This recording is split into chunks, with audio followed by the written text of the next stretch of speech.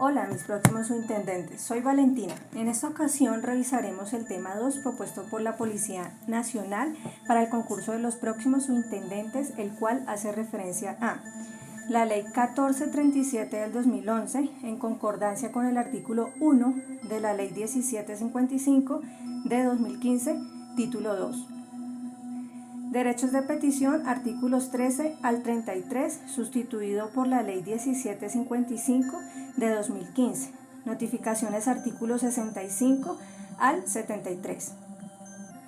Es importante que tomen nota, ya que esto les sirve para el desarrollo de los talleres ubicados en la plataforma Classroom. No siendo más, iniciemos con el tema.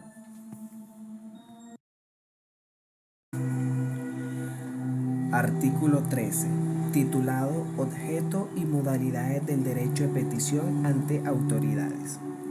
El presente artículo nos manifiesta que toda persona tiene derecho a presentar peticiones respetuosas a las autoridades, ya sea por motivos de interés general o particular, y obtener una pronta solución completa y de fondo sobre la misma. Nos dice también que toda actuación que inicie cualquier persona ante las autoridades implica el ejercicio del derecho de petición consagrado en el artículo 23 de la Constitución Política, es decir, la norma de norma.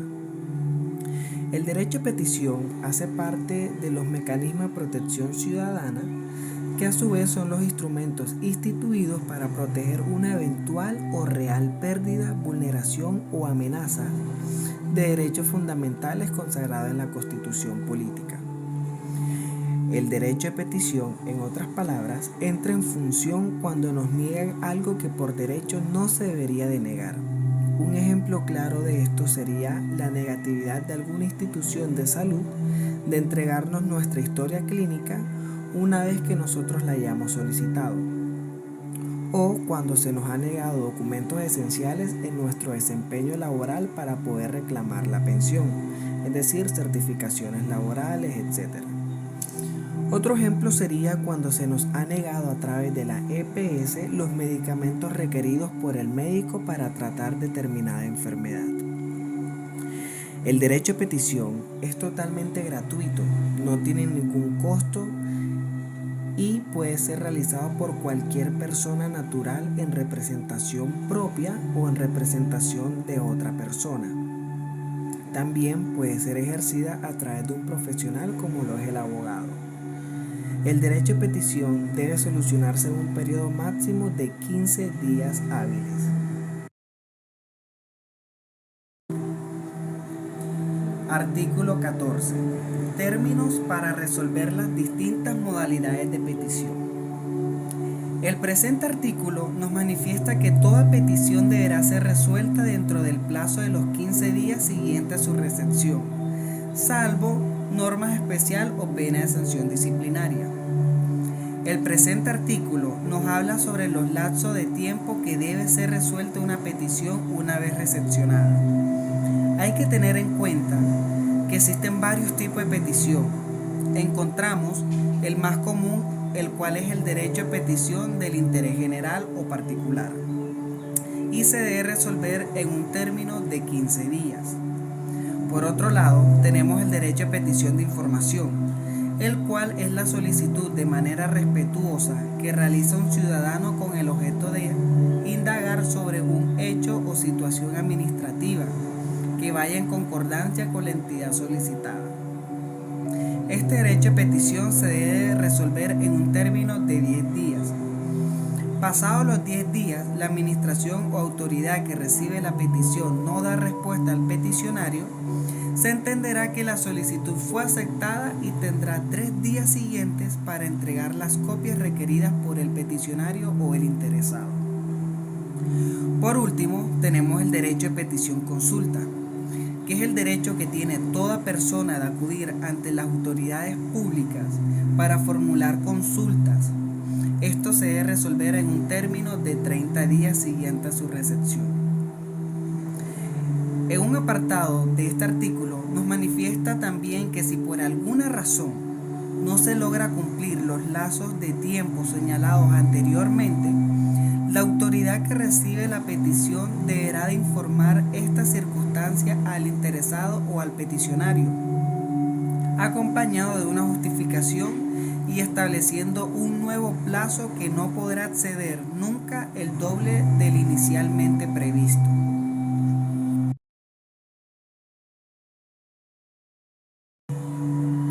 Artículo 15. Presentación y radicación de peticiones. Las peticiones pueden presentarse de dos maneras, tanto verbales como escritas. De la manera verbal, se deberá quedar constancia de la misma, algún tipo de evidencia, tal como constancias por parte de la autoridad que recibe dicha manifestación o petición. Hay que tener en cuenta que la petición debe ejercerse o acompañarse de documentos e información solicitados por la ley, para que tenga de cierta forma validez. En el momento en que la autoridad recibe el derecho de petición, ésta tendrá la tarea de manifestarle que hace falta, en caso que esté completa o no los documentos que acompañen la petición. En un hipotético caso, que al peticionario se le informe que hace falta documentos o información a la petición y éste insiste en que se radique así, se hará dejando una constancia de forma sucinta. Hay que tener en cuenta también que habrán autoridades que podrán exigir que ciertas peticiones se presenten solamente de manera escrita y no verbal, y pondrán a disposición de manera gratuita formularios estandarizados para facilitar su diligenciamiento. Esto no significa que los peticionarios se encontrarán inhibidos en cierta manera de presentar argumentos, pruebas o documentos adicionales que los formularios no contemplen.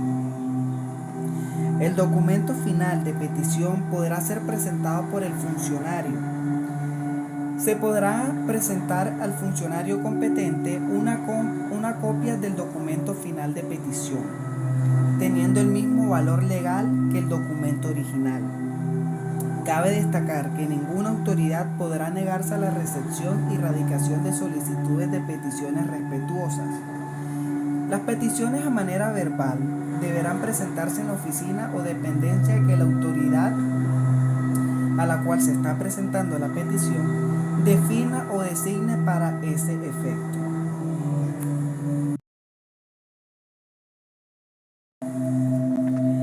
Artículo 16. Contenido de las peticiones. El presente artículo nos manifiesta el contenido obligatorio que debe tener toda petición.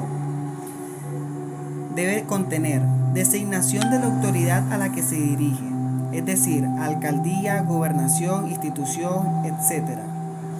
Segundo, nombre y apellidos completos del solicitante, de su representante o apoderado en caso que así sea. A su vez debe estar acompañado de su documento de identidad y la dirección en donde podrán recibir la respuesta o contacto. Tercero, debe contener el objeto de la petición, es decir, la finalidad o lo que se busca con dicha solicitud. Cuarto, la relación de los documentos que desee presentar para iniciar el trámite. Por lo general, se anexan documentos que respalden o argumenten la necesidad de la petición, evidencias, etc. Asimismo, la identificación del peticionario para su plena identificación, entre otros. Y por último, debe contener la firma del peticionario.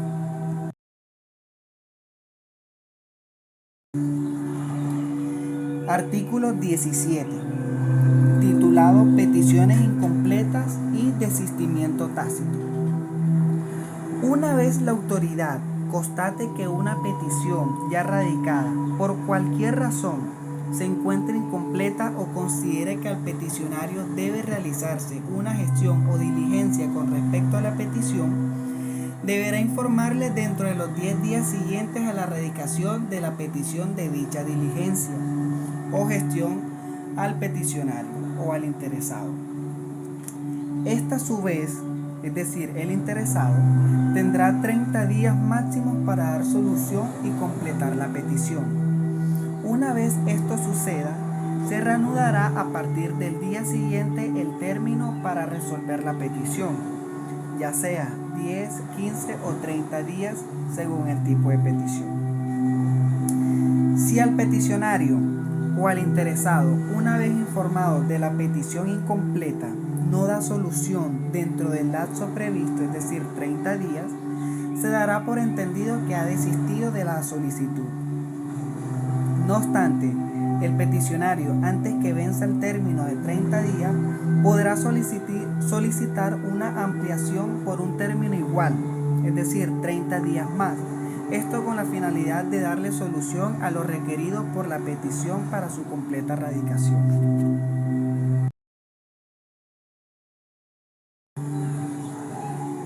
Artículo 18. Desistimiento expreso de la petición.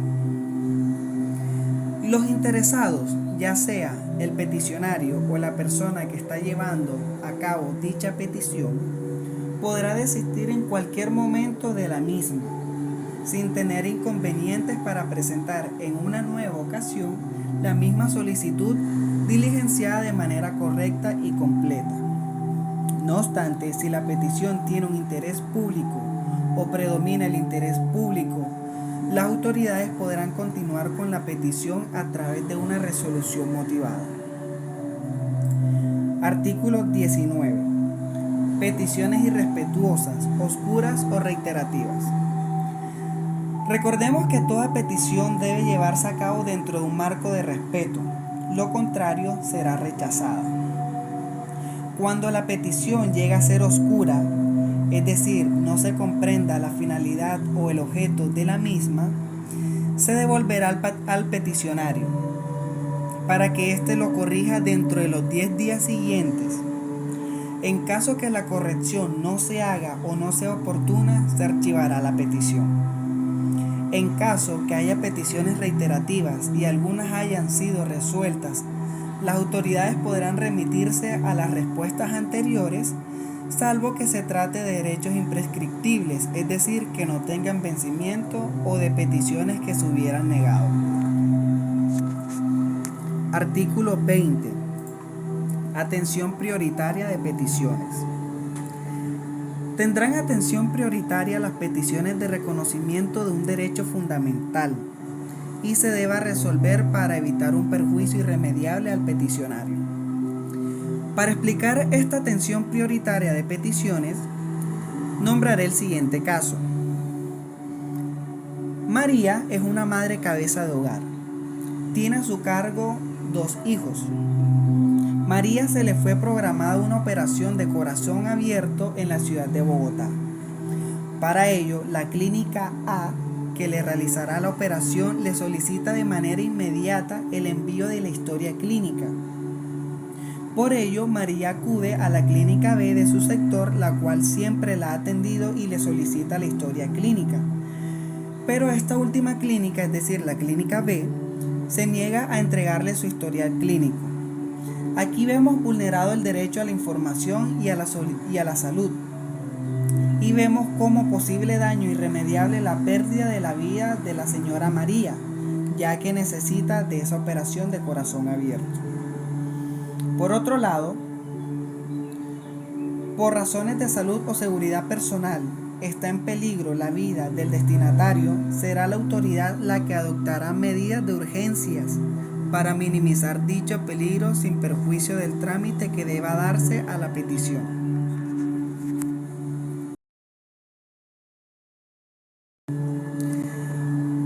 Artículo 21. Funcionario sin competencia.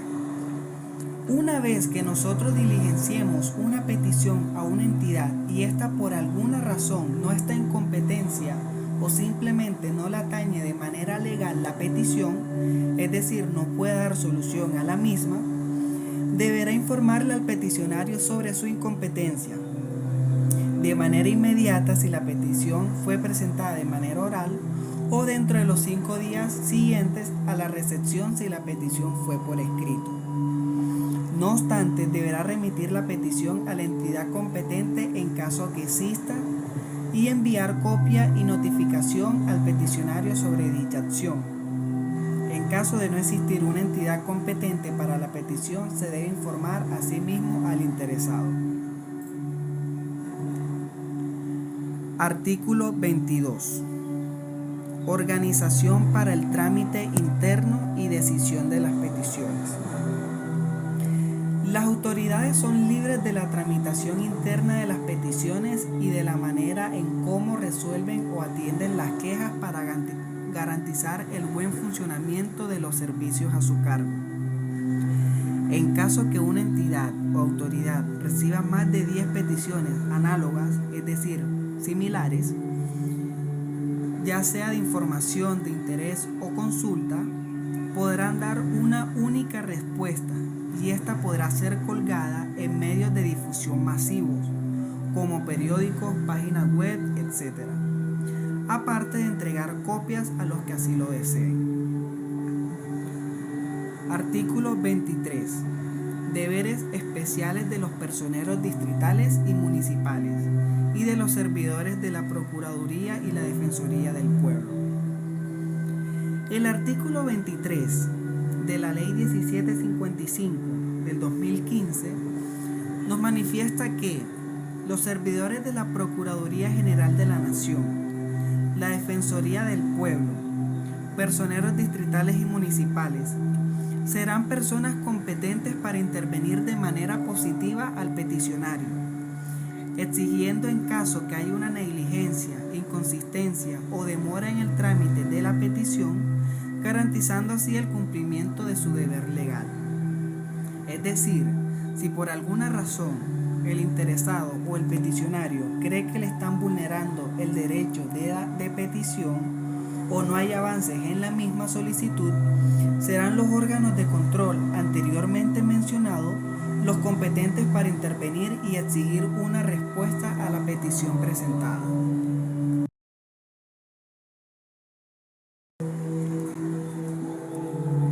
Artículo 24. Informaciones y documentos reservados.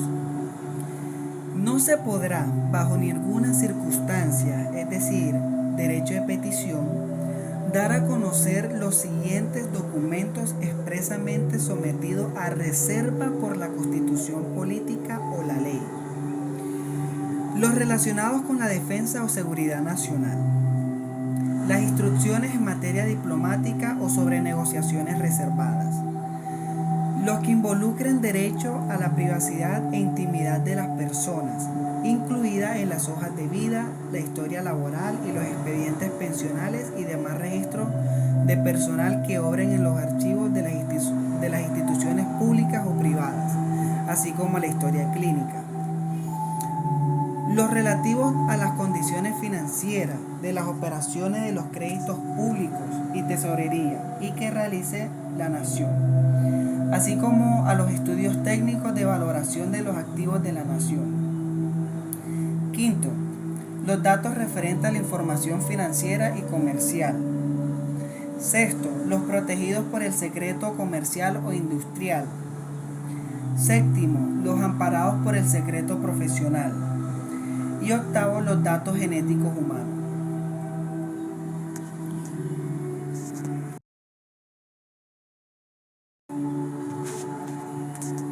Artículo 25.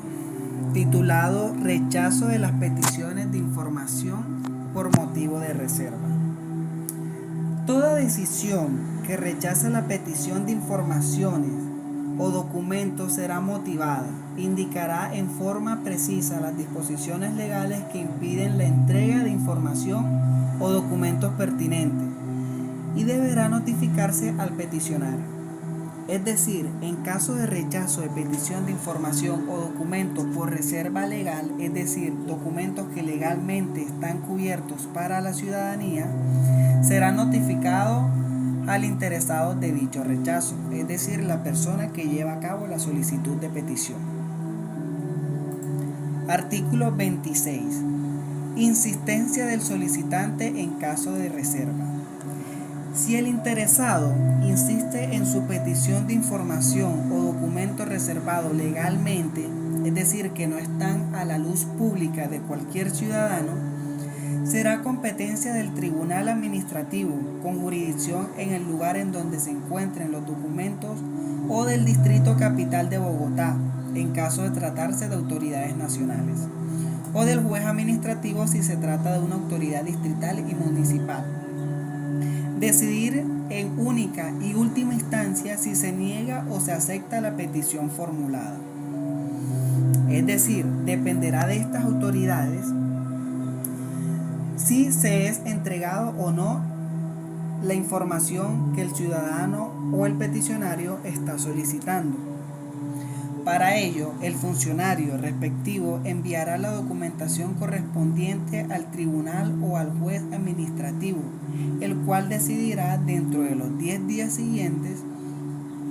Este término se interrumpirá en los siguientes casos: cuando el tribunal o juez solicite copia o cualquier información que requiera la petición, o cuando la autoridad comprometida solicite a la sesión del Consejo del Estado participación en el caso con el objeto de unificar criterios sobre el tema. Para ello tienen 5 días para realizar su solicitud. En caso que no haya solicitud, la actuación continuará solamente con el respectivo tribunal o juzgado administrativo.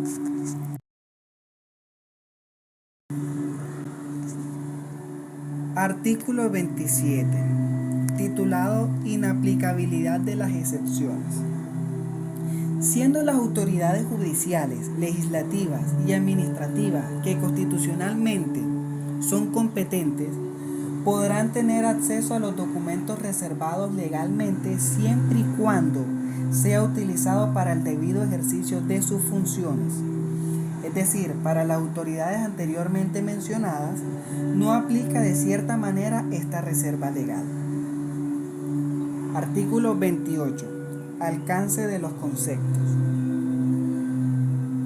Cuando haya una duda en un debate público o administrativo o no, se solicita a las autoridades superiores o competentes emitir un concepto sobre tal o determinado caso que se discuta. Sin embargo, el concepto emitido no es de obligatorio cumplimiento o ejecución. Artículo 29. Reproducción de documentos. En dicho artículo, manifiesta que será el interesado o el peticionario la persona que deberá correr con los gastos de la reproducción o copias del documento solicitado según el tipo de petición. El valor de la reproducción no podrá ser superior al valor comercial. Artículo 30. Peticiones entre autoridades. Dentro de los lapsos de solución de petición existe un tiempo previsto especial, entre comillas, entre autoridades, siendo un término no mayor de 10 días.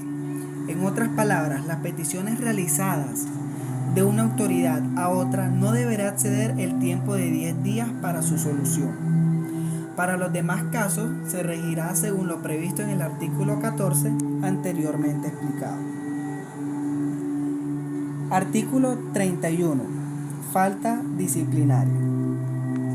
En caso que una autoridad o servidor público haga caso omiso de las peticiones recibidas o simplemente no le dé solución, será merecedor de sanciones correspondientes de acuerdo con el régimen disciplinario.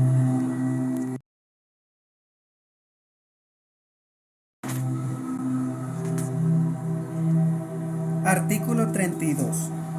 Derecho de petición ante organizaciones privadas para garantizar los derechos fundamentales. Como ya se debería de saber, toda persona podrá ejercer el derecho de petición para proteger o garantizar sus derechos fundamentales ante una organización privada, con o sin personería jurídica, como lo son las fundaciones, asociaciones, cooperativas, instituciones financieras, entre otros.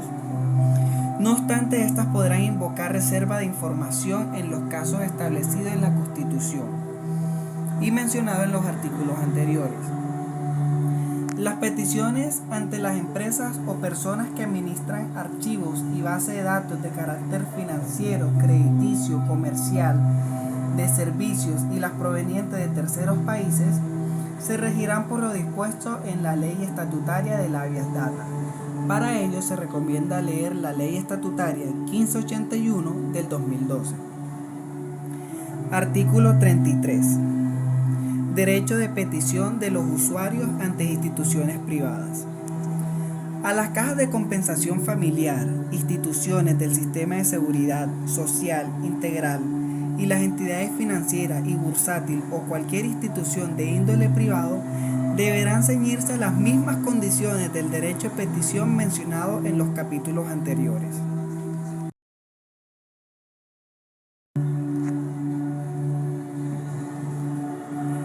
Artículo 65. Deber de publicación de los actos administrativos de carácter general. Los funcionarios públicos que desempeñan funciones públicas están obligados a publicar sus actos administrativos.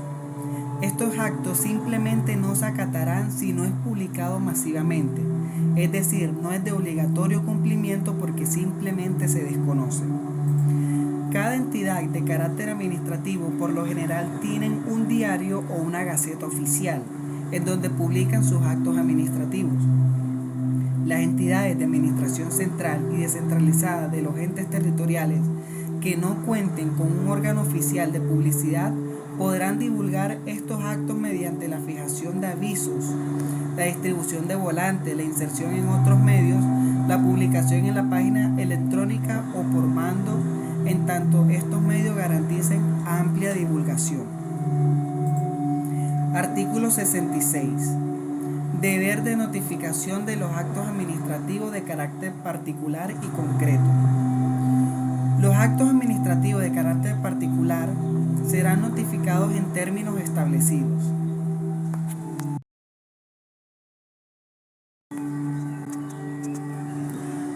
Artículo 67. Notificación personal.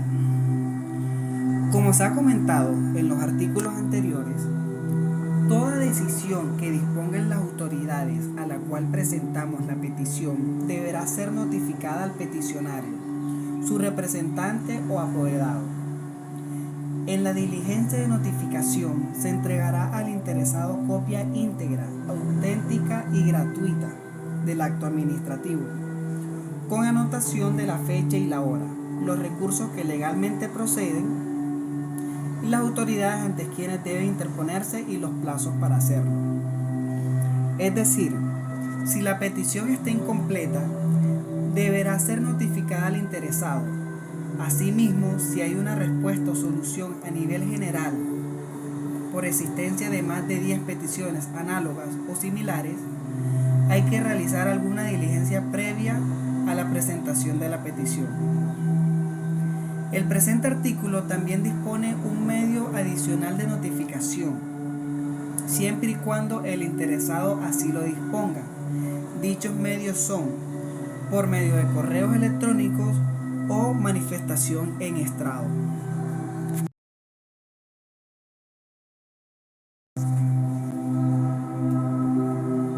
Artículo 68.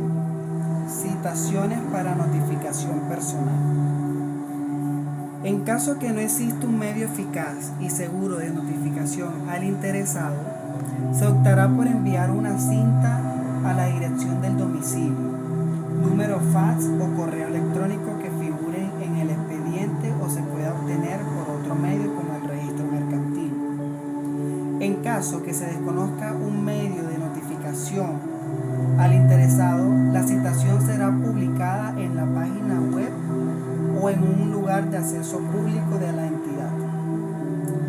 El envío de la citación se hará dentro de los 5 días siguientes a la expedición del acto y de dicha diligencia se dejará constancia en el expediente.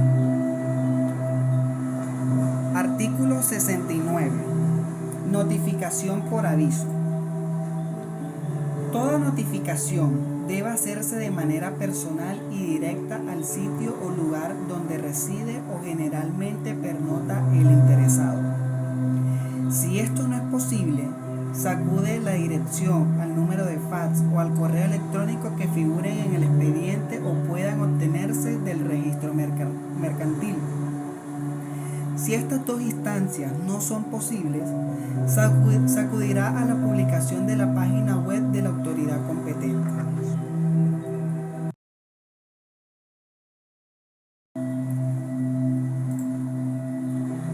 Artículo 70. Notificación de los actos de inscripción o registro.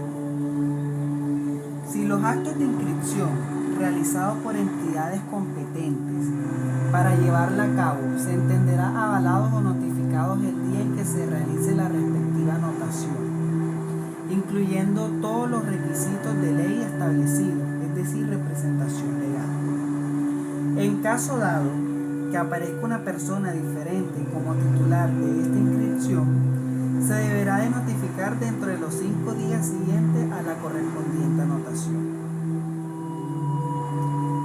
Artículo 71.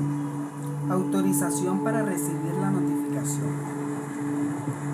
Es decir, si un individuo requiere notificarse en un juzgado, pero se encuentra en un territorio diferente y lejano, él puede delegar en otra persona que en su nombre se notifique sin que medie o existe ninguna facultad diferente a la mera notificación.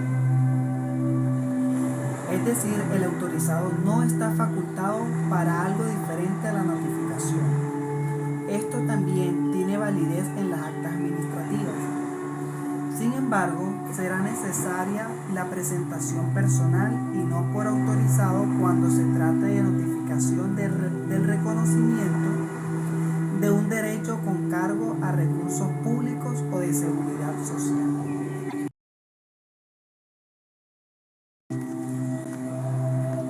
Artículo 72. Falta o irregularidad de las notificaciones y notificación por conducta concluyente. Toda notificación debe reunir los requisitos de ley.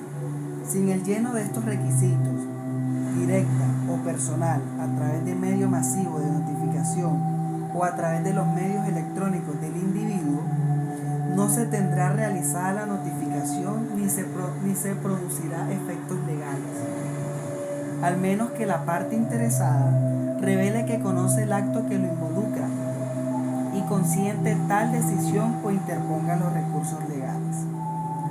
Un ejemplo sería en un embargo ejecutivo. El afectado debe aceptar y reconocer la obligación contraída para que ésta surte efecto a cabalidad. Artículo 73. Publicidad o notificación a tercero de quienes se desconozca su domicilio. Es decir, este artículo encaja en el caso del embargo ejecutivo, cuando un tercero que hizo de fiador de una obligación desconoce la insolvencia o no pago en la que ha incurrido el deudor principal y se ve obligado a asumir la deuda contraída por X entidad. Pero ésta a su vez desconoce su paradero y por ende dónde notificarlo para que asuma la obligación de su fiador. Por ende, ordenará publicar la parte resolutiva en la página electrónica de la entidad y en un medio masivo de comunicación en el territorio. En caso de ser conocido su domicilio, simplemente se procederá a la notificación personal.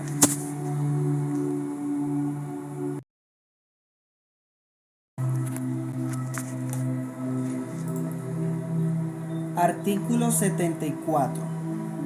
Recursos contra los actos administrativos. En los actos administrativos, por regla general, existen 3 recursos que deberán interponerse de acuerdo a la forma en la que se vayan dando los hechos. Estos 3 recursos son reposición, apelación y queja. El recurso de reposición se hace ante el mismo funcionario que dictó la decisión del acto administrativo para que revoque, modifique o adicione alguna petición o solicitud hecha por el demandante.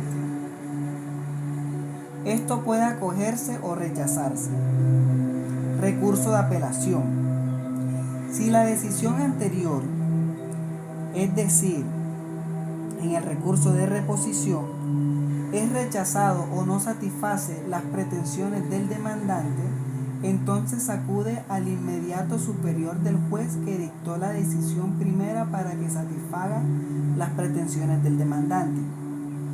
No obstante, no se podrá apelar las decisiones de los ministros ministros ni departamentos administrativos, superintendentes, entidades descentralizadas, representantes legales y jefes superiores de entidades y organismos de nivel territorial. Por último, el recurso de queja se acciona cuando se ha rechazado el de apelación y busca que se acepten las mismas pretensiones esgrimidas en el recurso de apelación. Artículo 75. Improcedencia. Serán improcedentes todos los actos administrativos de carácter general, es decir, aquellos que tengan interés nacional o actos que tramiten asuntos de la misma naturaleza, los mismos actos preparatorios o de ejecución.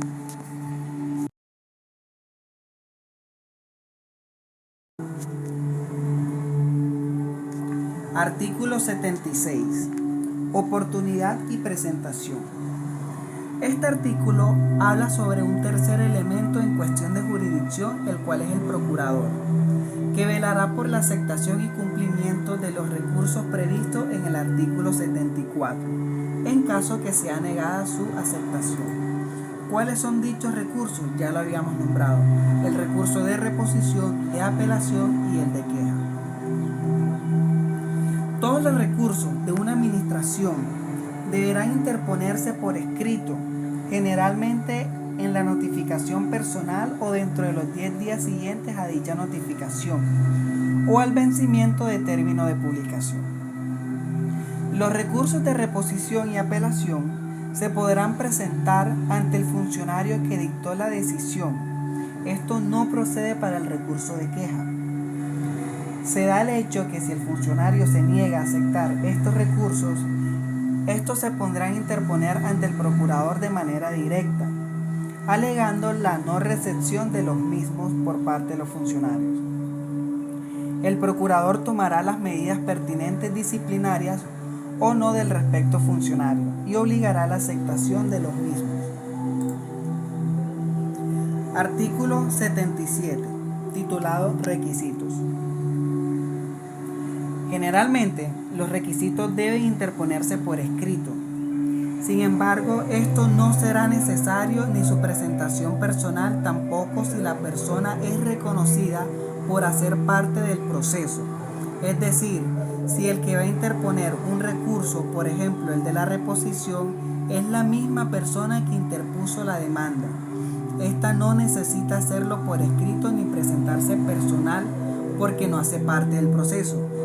Simplemente enumerar en un escrito las enmiendas, modificaciones o adiciones que solicita se le haga a la decisión final y deben reunir los requisitos planteados en el artículo 77.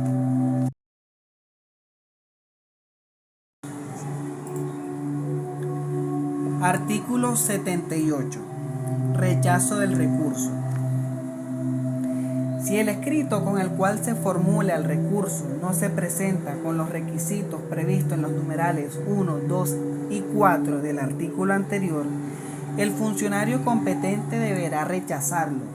Contra el rechazo del recurso de apelación procederá el de la queja. Dichos requisitos son los siguientes. Primero, interponerse dentro del plazo legal por el interesado o su representante o apoderados debidamente constituidos.